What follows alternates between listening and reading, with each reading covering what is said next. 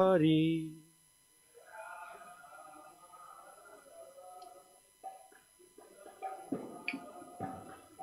जय राधा माधव कुंज बिहारी।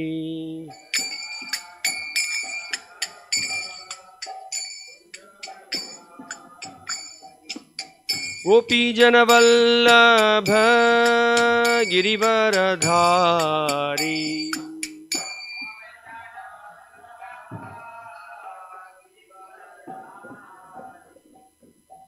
गोपीजन वल्लभ गिरिवरधारी।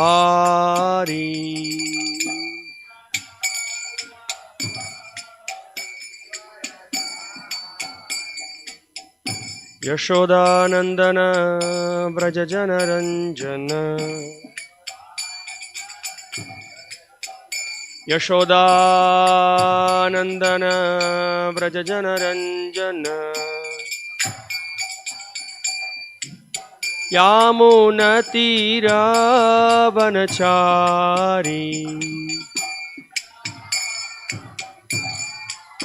यामुनतीरावनचारी।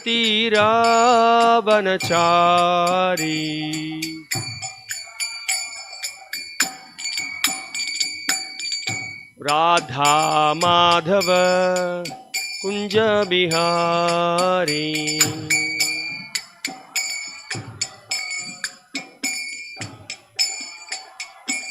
जय राधा माधव कुंज बिहारी।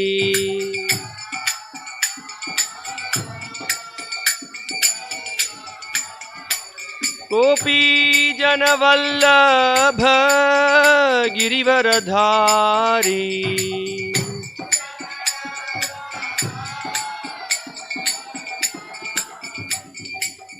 गोपी जन वल्लभ गिरिवरधारी।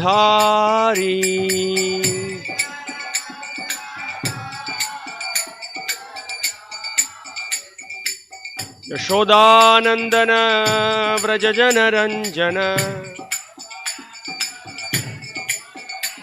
यशोदानंदन व्रज जनरंजन। यामुनतीरावनचारी।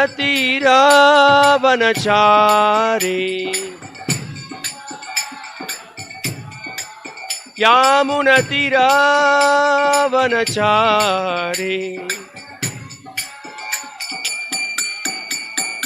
जय राधा माधव कुंज बिहारी।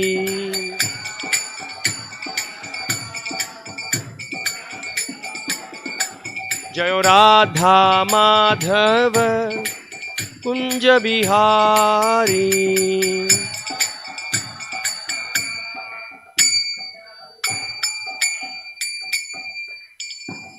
जय ओं विष्णुपाद परमहंस परिव्राजक आचार्य अष्टोत्र सदस्य श्रीमद ऐसी भक्ति वेदांत स्वामी श्री प्रभुपाद की जय।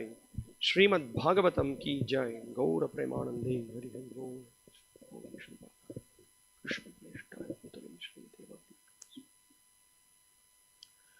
ओम नमो भगवते वासुदेवाय।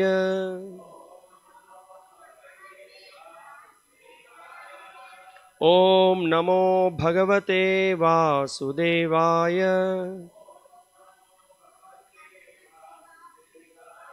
ओम नमो भगवते वासुदेवाय।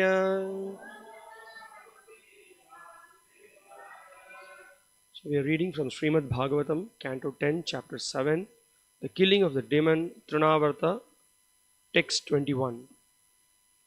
Please repeat after me. Gokulam Sarvam Avrinvan Mushnan Chakshungshi Renubihi Irayan Sumahagora Shabdhena Pradishaha Dishaha Gokulam Sarvamavrinvan मुष्णंश्चक्षुंषिरेणुभिः ईरयन् सुमहाघोर शब्देन प्रदिशो दिशः गोकुलं सर्वमावृण्वन् मुष्णंश्चक्षुंषिरेणुभिः ईरयन् सुमहाघोर शब्देन प्रदिशो दिशः गोकुलं सर्वमावृण्वन् मुष्णंश्चक्षुंषिरेणुभिः ईरयन् सुमहाघोर शब्देन प्रदिशो दिशः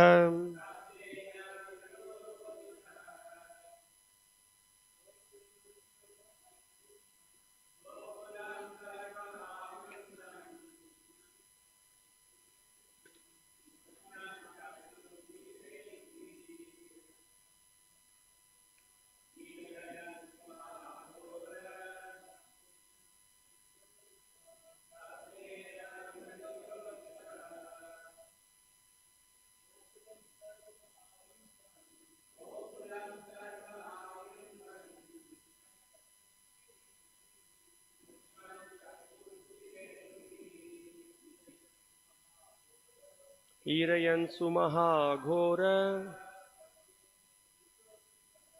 शब्देन प्रदिशो दिशः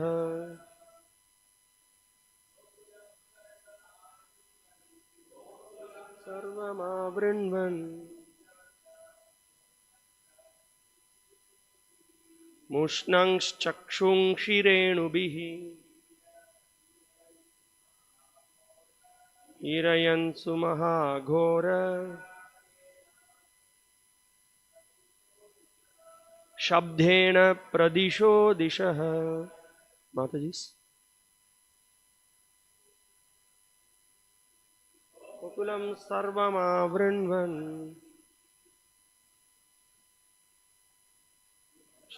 चक्षुंश्चिरेणुभिः ईरयन् सुमहाघोर शब्देन प्रदिशो दिशः गोकुलं सर्वमावृण्वन् कृष्णंश्चक्षुंषिरेणुभिः ईरयन् सुमहाघोर शब्देन प्रदिशो दिशः Gokulam, the whole tract of land known as Gokula. Sarvam, everywhere. Avrinvan, covering. Mushnan, taking away. Chakshungshi, the power of vision. Renubihi, by particles of dust. Irayan was vibrating. Sumahaghora, very fierce and heavy. Shabdhena, with a sound. Pradishadishaha, entered everywhere in all directions. Translation unpurported by His Divine Grace, A.C. Bhaktivedanta Swami Srila Prabhupada, the founder Acharya of ISKCON. Translation: covering the whole land of Gokula with particles of dust, that demon, acting as a strong whirlwind, covered everyone's vision and began vibrating everywhere with a greatly fearful sound. Purport: Trinavartasura assumed the form of a whirlwind and covered with a dust storm the whole tract of land known as Gokula, so that no one could see even the nearest thing.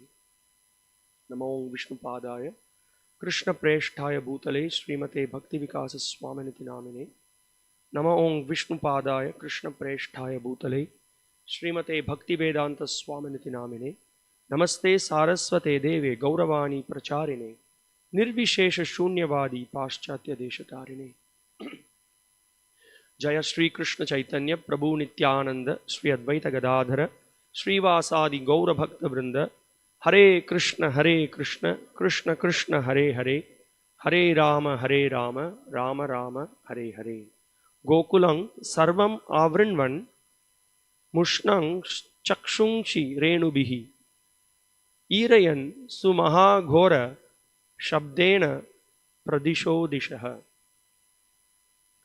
Covering the whole land of Gokula with particles of dust, the demon, acting as a strong whirlwind, covered everyone's vision and began vibrating everywhere with a greatly fearful sound. And now we are seeing in these verses the pastime is unfolding further. So the demon Trinavarta wants to accomplish his task to kill Krishna. So he's setting up the scene for that. Now he's because he has such a yogic power, and he could show his potency, and he as a whirlwind trying to create a very difficult situation in Vrindavan, as it is explained in this verse.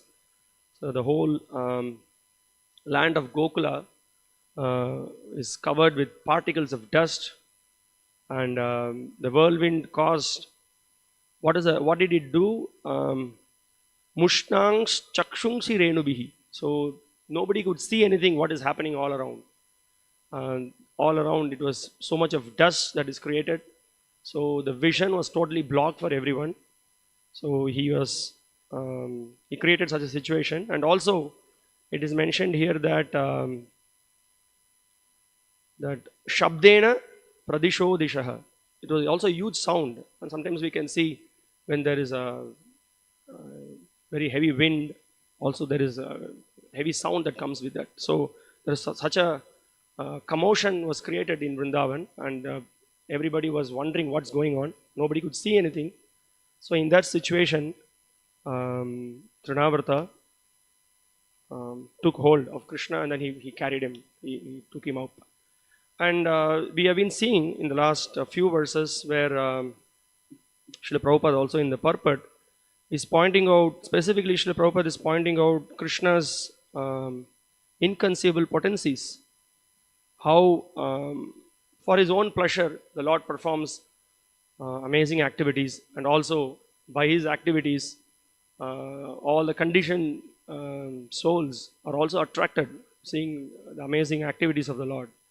And we specifically see here how the Lord he could just few moments before, when Mother Yashoda wanted to carry Krishna, and he became so heavy.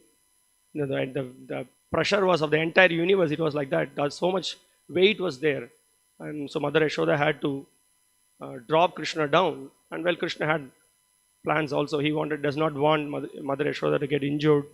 He does not want her to be disturbed. So that was the Lord's plan. And simultaneously, the Lord also, as we were discussing in the last 2-3 days, the Lord wants to enjoy various pastimes. And we were discussing how the children sometimes would like to, like sometimes we have seen some elders, like when they sit on a chair, they keep their legs stretched, and then they keep the child on their feet. And then sometimes they lift the child like that. And then the children likes that. They go up, and then they just go up, and then they come down like that. Now, of course, Mother Yashoda, she lifted him up. Now Krishna wants to go further high. He wants to go up in the sky, have some fun.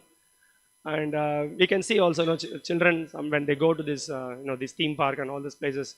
What is this merry-go-round or this ferry wheel? When it goes up, it's more thrilling. They like it very much. So it goes up, and then maybe when it comes down, sometimes they're uncomfortable. But Krishna was enjoying that. So Krishna used Trinavarta to enjoy this pastime. So he wanted to go up above the sky and wanted to have an aerial view of Vrindavan. So he was performing this activity, and so that is the thing. How it is possible for the Lord? One moment he was so heavy. And the next moment it is mentioned that he was like a like the weight of what will be the weight of the feather. It will be so light. So he made so much easy for Trinavarta to lift Krishna. So this is Krishna's inconceivable potency. It's amazing. He can do that. So simultaneously he can perform amazing feats. That is why he's the Supreme Lord is Bhagavan. And here we see so Trinavarta with all with the Kamsa's empowerment, and we all know these different asuras. Actually, they're all Kamsa's men. Kamsa defeated all of them before in some war, and then he made all of them their servants. They are ready to do anything for Kamsa. So we see here just to see Krishna's amazing activities as before mentioned by Srila Prabhupada in his purpose also. So here in this particularly in this pastime, we can see how Krishna, one thing which amazes us is that Krishna does not have need to expand himself. He was still a small baby, but he could thrust so much weight. So that is one amazing thing. And another thing is that in the various leelas we saw in the previous pastime, Krishna's his lotus feet, the toe, Shri Vishnu Chakra Thakur is mentioning that it is like that is so soft. It is like that of a mridu hari. Krishna is once called as mridu hari. It's like a soft leaf. How soft it will be. So, but just by the touch, the entire cart broke. Everything was broken into pieces. How is that? That's possible for the Lord. That is an amazing act. And we also heard that how in killing Putana, so just with his soft lips, he while sucking the milk, he also sucked out a prana. And also in other leela, we can see when Krishna killed Keshi demon, just with his left hand, he was fighting he put his left hand inside, and then the hand became something like a red hot iron. So within no time it manifested, and then Keshi could not hold it. He died. And also, of course, in this leela we will see how with his soft hands again he strangled Trinavarta. So Trinavarta could not, went up in the high in the sky. So Krishna had enough fun, and then he said, okay, enough of it. Now he just strangled him, and then he killed him. So these are Krishna's amazing activities. He could perform all these things. Now a little bit about the background of Trinavarta. The Brahma Vaivarta Purana, it is mentioned. There was a question that is raised: how could Trinavarta, he could touch Krishna, he could carry Krishna? How was it possible? So it is mentioned that he was his name was called as Sahasraksha. He was a king of Pandya Desha, and he had married 1,000 wives, and he wanted to have great material enjoyment with 1,000 wives. He was impelled by Kamadeva. That is mentioned in Brahma Vaivarta Purana. So he went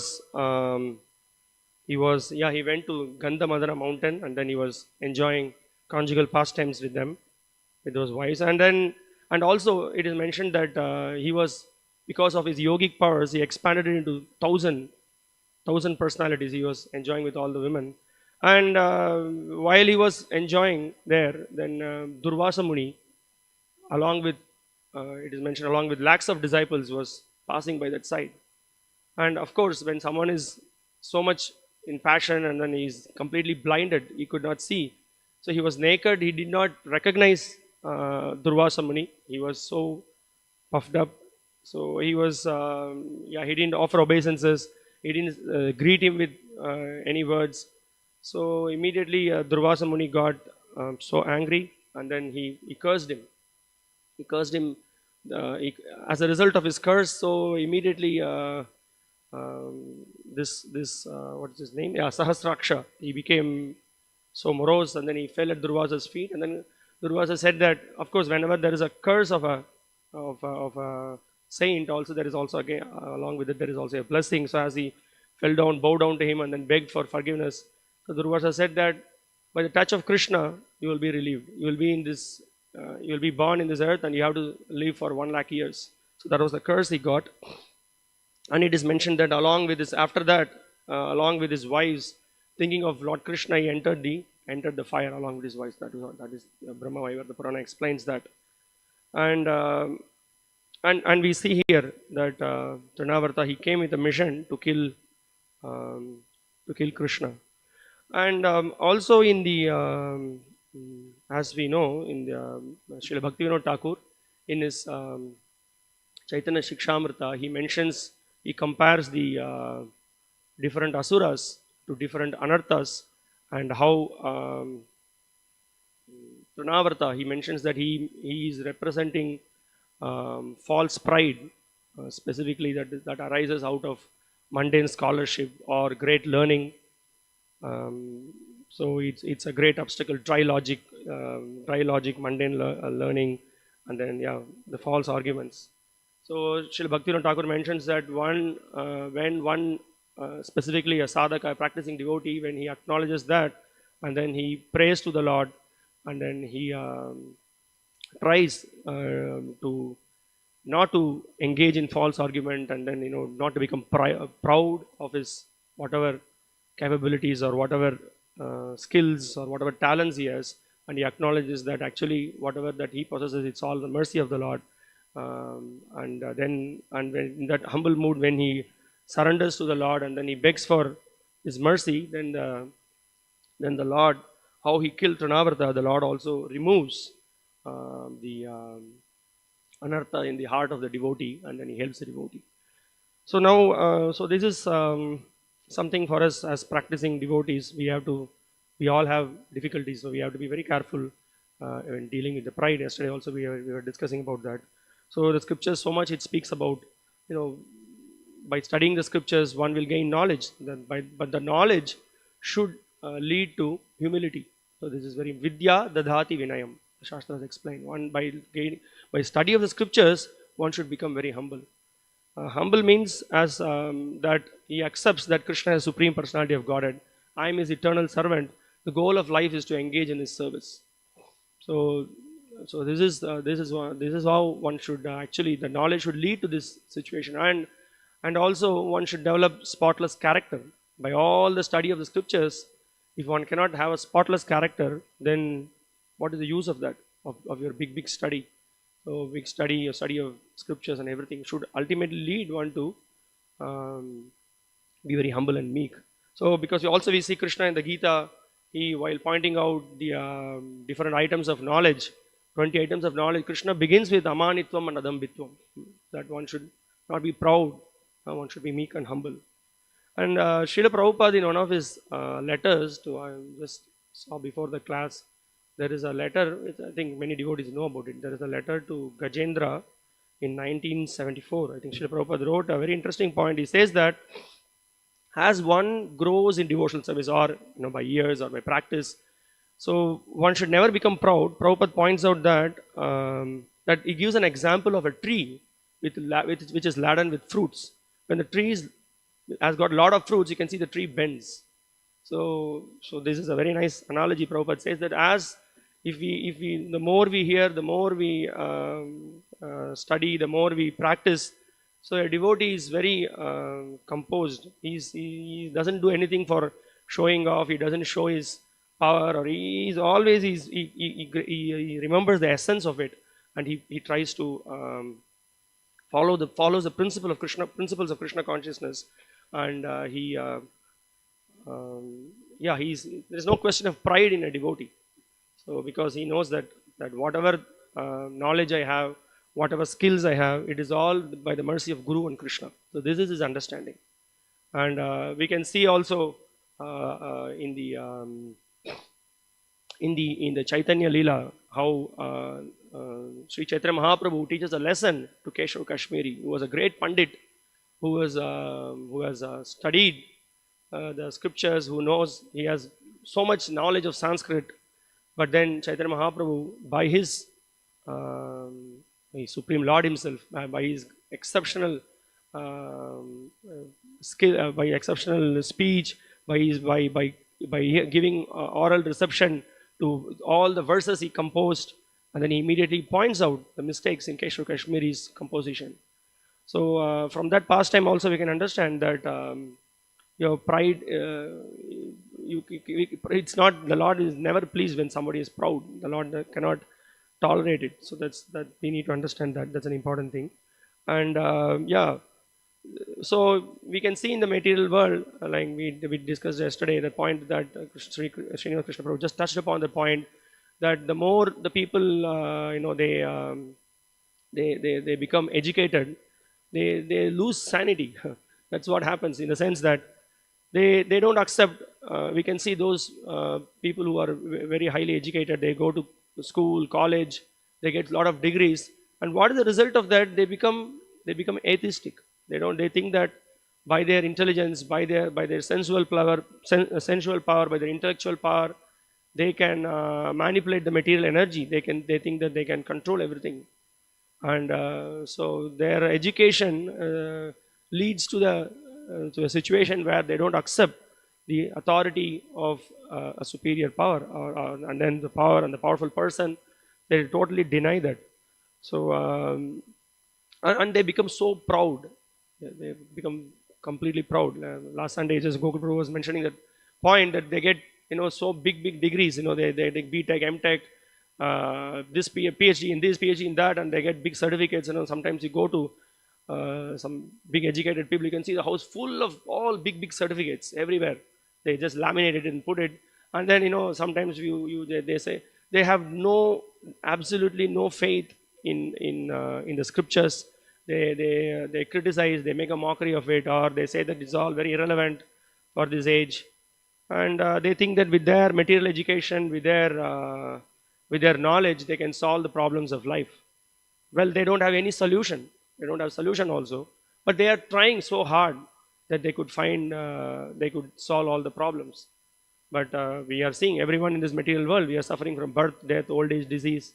We are suffering due to the natural calamities that is arising, and then we can see there is war and pestilence everywhere.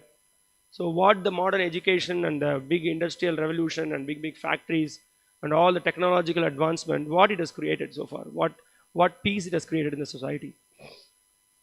So and moreover, people are more and more puffed up. That's what is happening. So that's the point. So by education, so the education should lead us to understand that we are very insignificant. We're very insignificant, very tiny. So this universe is so big.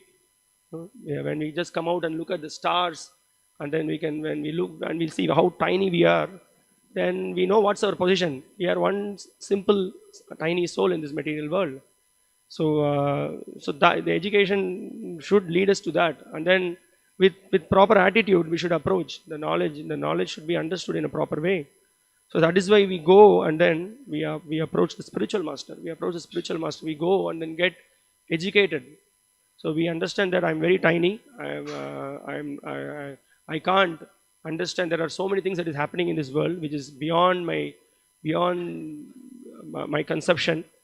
Or we can see there are sometimes some problems that arise. Srila Prabhupada gives an example in the Gita. He says that it's like a forest fire. What is the cause of the forest fire? How the forest fire caused? Sometimes it's very difficult to do that analysis. But there is a problem that is similar in the material world. Things sometimes looks very nice. Everything looks very good. You have a good wife, good children. You have very nice bank balance. Everything looks very good. I'm very happy. We think that just anytime the situation can turn around for someone. So and also even if just on the paper we may say that everything is very nice, everything is very good, but then time is going to devour everything. So we are going to die one day. So what is it that how we can have permanent happiness in this material world?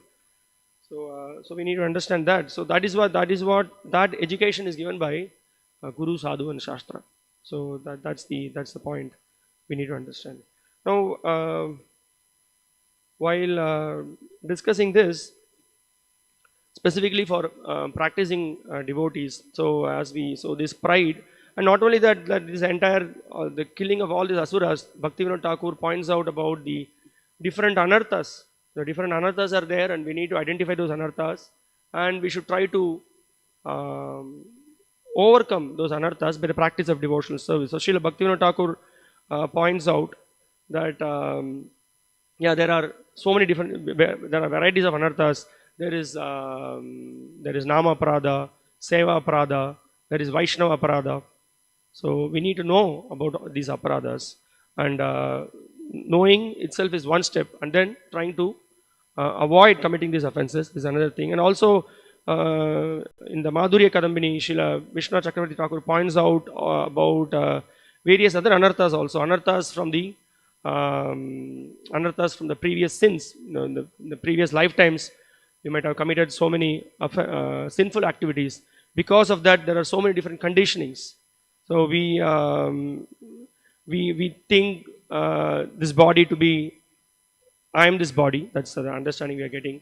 We think impermanent things to be permanent. Asatyere satya korimani. Whatever that is asatya, we think that to be satya.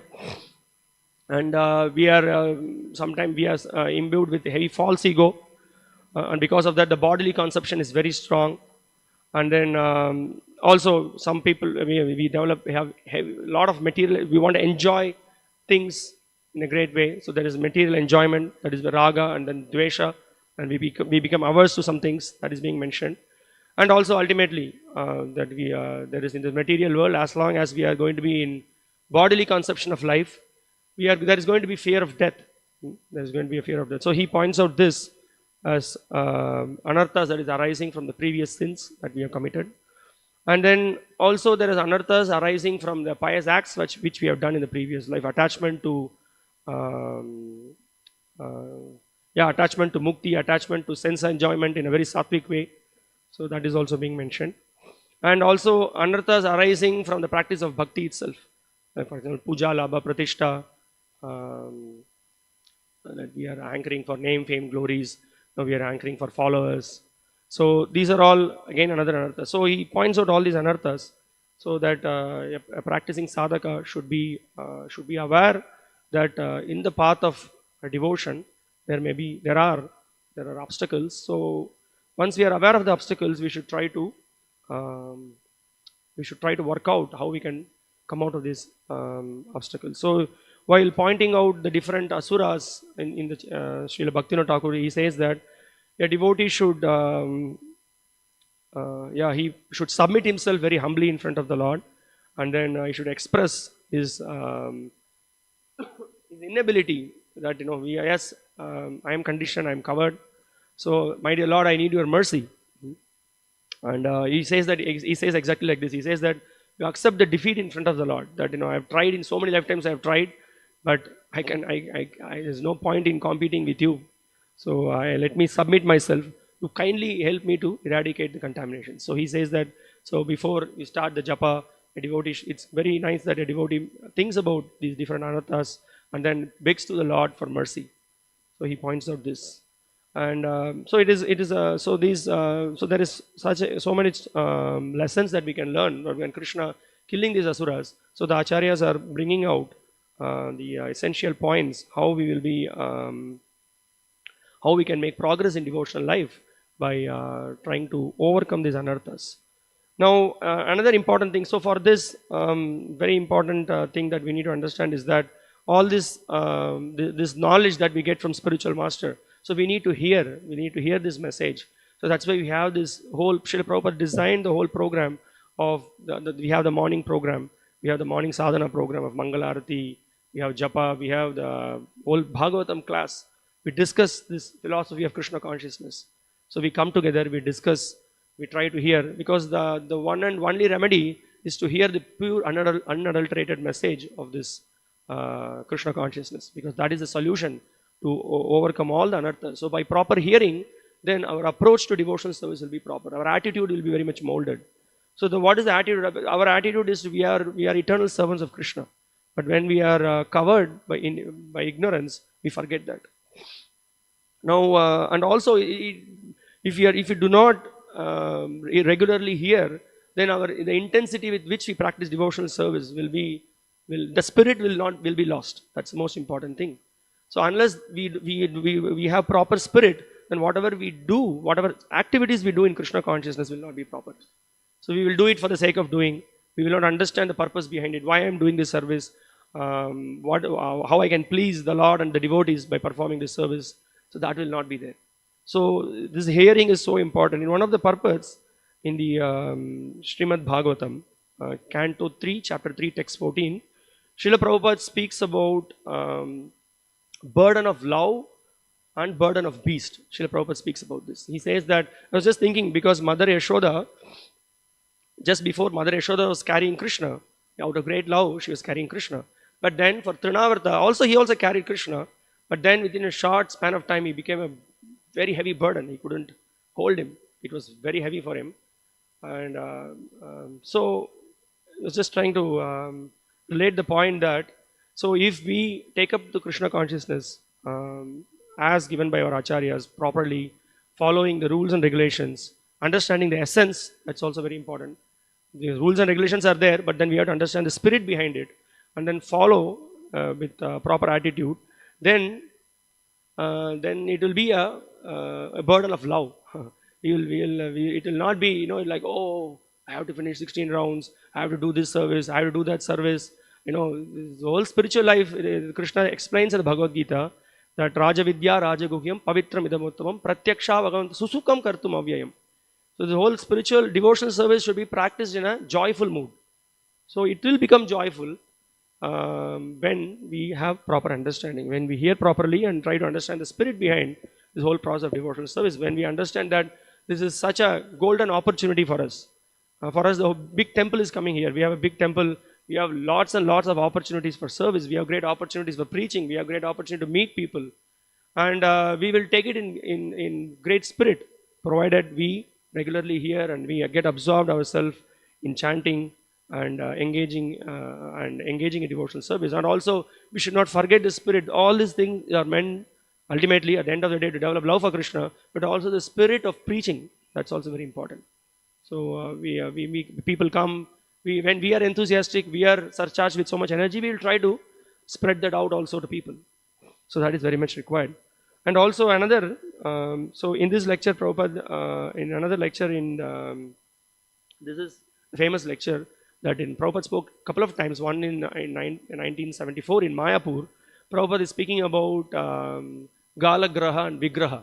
Prabhupada says that now my spiritual master has given this responsibility of worshipping the deities, decorating the deities, taking care of the deities, doing all the service for the deities. And if we understand the spirit behind it and great opportunity that we have got, and we continue the parampara in a very humble mood, not deviating from the philosophical conclusions, spreading the message of parampara. And if we don't do that, and then over a period of time we become very slack, we don't take the devotional service seriously, in following the principles we become slack, then this whole, then we may, Prabhupada says that, we may chastise our spiritual master. He has given a big burden to me. He has left these deities, which is a heavy burden. So the whole, the big temple, so many things to follow up, everything. Otherwise, the general tendency becomes, simply we want to just stay in the ashram, eat and sleep, and then just use the resources for our own facility. Then it may become like that. So Prabhupada gives a warning. So he was very much stressing in that lecture to hear attentively. That means hearing also includes reading Prabhupada's books, and then so that will keep the spirit very much enlivened. And also another, I just saw there is another lecture also in Vrindavan. Prabhupada speaks the same point. He says that again he gives another angle to this point. He says that the deities are non-different from Krishna. So if we think that it is just a stone, so we may just do it as everything as a ritual. But we have, yes, in Krishna consciousness we have various rituals, but those rituals are again, it's all meant for pleasing the Lord. So that is the spirit behind it. That is the spirit we need to understand. All the various programs are there just to please Krishna. So if we just miss that point, then we may just we will forget why I came here, what is the purpose behind it, what am I supposed to do. Everything becomes slack and over a period of time. And it's a fact actually. Over a period of time, because everything becomes familiar. Familiarity leads to contempt. That's what happens.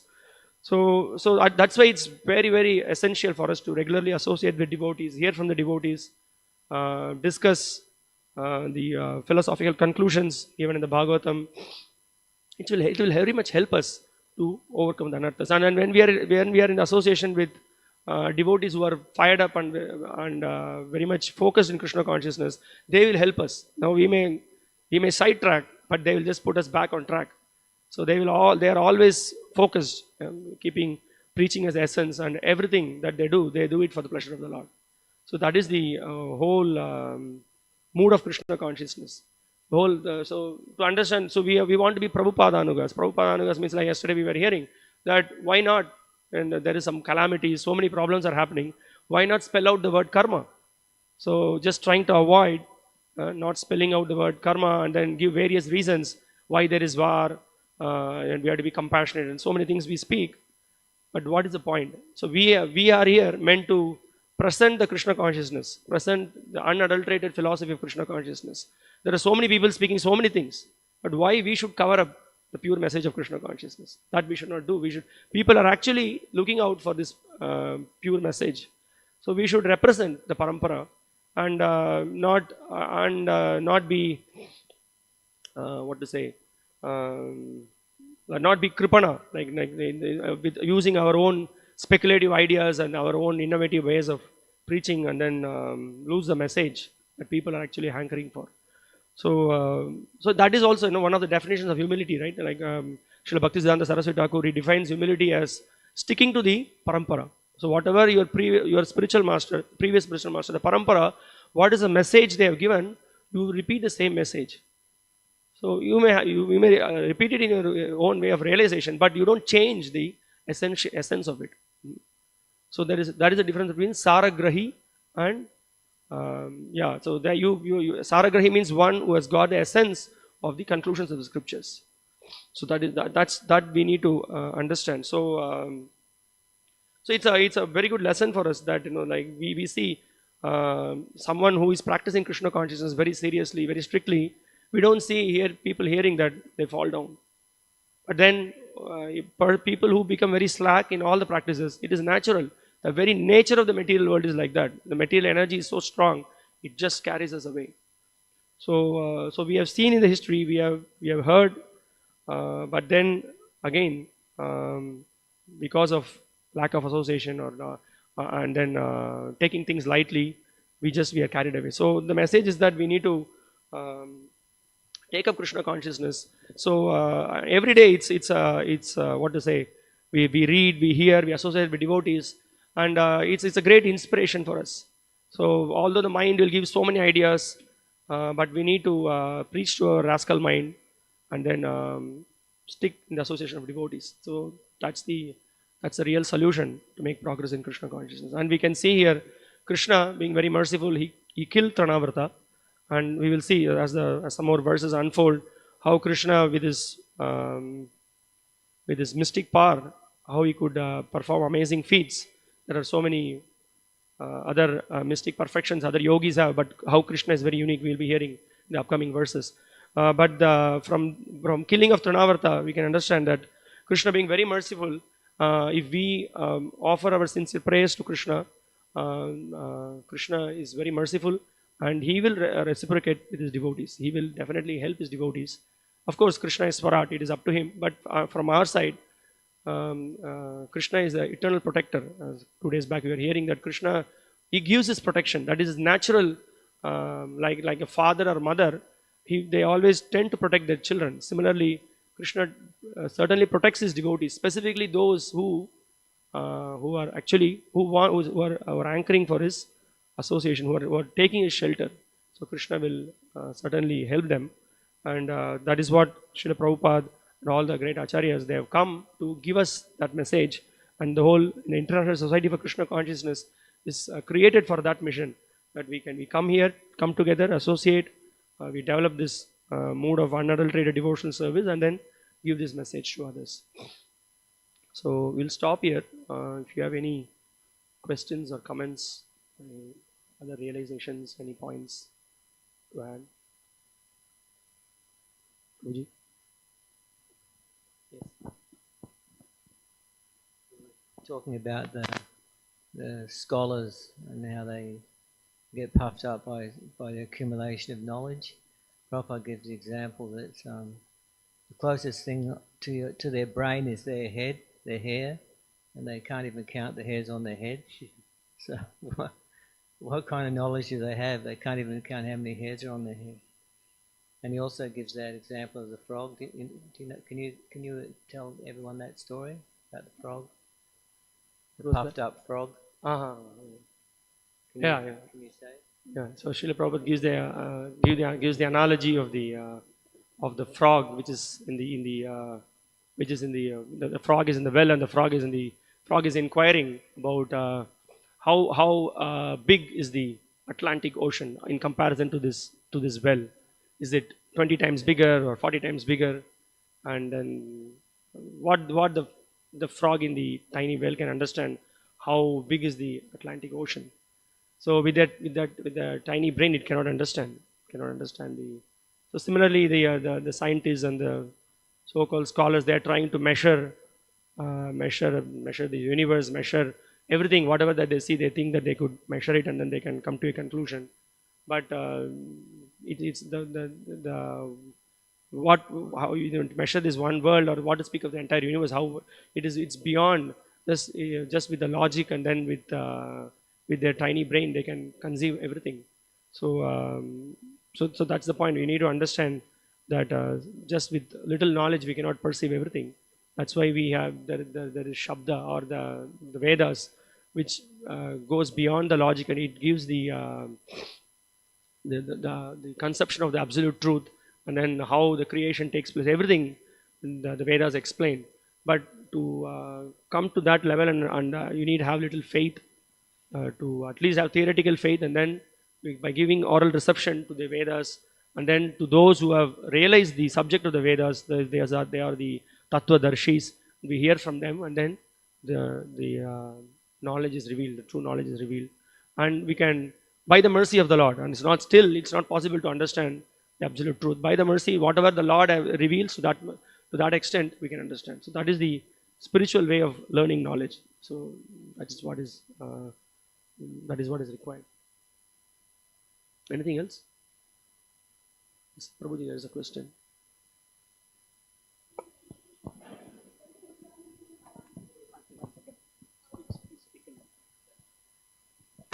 Hi Krishna. Prabhuji, you mentioned sense enjoyment in a sattvic way. So how do we understand that? Yeah, sense enjoyment in the sattvic way is that there are so many people, who are, for example, there are people who are very pious, who like to. I mean, they're very clean. They're very soft in their speech, and then they're doing their duties, and very peacefully they're engaged in sense gratification. They are engaged in sense gratification in a very peaceful way, but they are within that circle. Just nothing beyond, more inquiry about spiritual life, or about further practice of spiritual life, or even they may be very pious. They may practice spiritual life, but their understanding is that for our own, like you have so many material desires, that you worship Lord, and the Lord will fulfill our material desires. In that way, they're very pious and like that. So it's in a very sattvic way. That's one thing. And also you are very much sticking to karma kandiya worship. You will be very much peacefully engaged in karma kandiya worship, not going further deep into the practice of spiritual life. So in that way, you are stuck in that cycle, that you don't make further progress. So further into detachment and other process, you don't make progress. So in sattvic way, you are conditioned. That's the understanding. Anything else? Thank you very much. Srila Prabhupada